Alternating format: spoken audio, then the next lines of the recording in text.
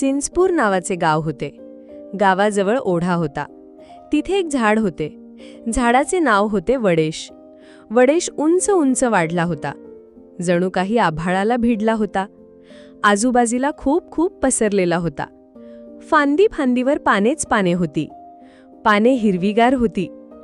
झाडाखाली थंडगार सावलीत बसायला फारच मज्जा यायची. झाडावर चिमणी, कावळा, खारुताई, मैना, राघू यायचे. किलबिल करत बोलायचे. गोड गाणे गायचे. वडेशला पाखरांची भाषा समजायची. तो पानांची सळसळ करून बोलायचा आणि फडफड करून रागवायचा.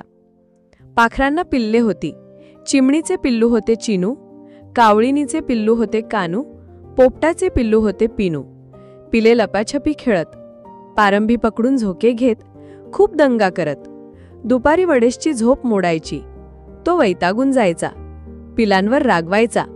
पिलांना सांगायचा, उडा उंच भुरभुर, जा खूप दूर दूर, करता खूप कटकट, निघा इथून झटपट. पिलांना वडेशचा राग यायचा. ती वडेशचे नाव आईबाबांना सांगायचे. नेहमी नेहमी पिलांचे बोलणे ऐकून पाखरांना वडेशचा राग आला. अचानक पाखरे दूर निघून गेली. इथे कोणी बोलायला नाही, कोणी खेळायला नाही. आता काय करावे? वडेशला एकटे एकटे वाटू लागले. हिवाळा संपला. ऊन तापू लागले. फांदीवर तांबूस कोवळे अंकुर दिसू लागले. ते हळूहळू मोठे झाले. मग पोपटी होत गेले. कोवळी पाने दिसू लागली. पाने हिरवीगार झाली.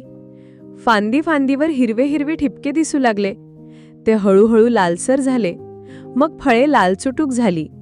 जाता येता पाखरांना फळे दिसू लागली. ती शीळ घालून वडेशला हाका मारू लागली. वडेशला पाखरांची ओढ होती. रुसवा संपलेला होता. तो पाखरांना बोलावू लागला.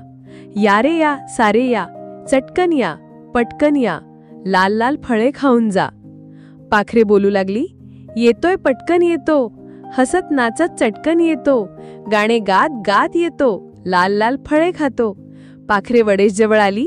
नवी घरटी बांधली. वडेशजवळ राहू लागली. वडेशला खूप आनंद झाला.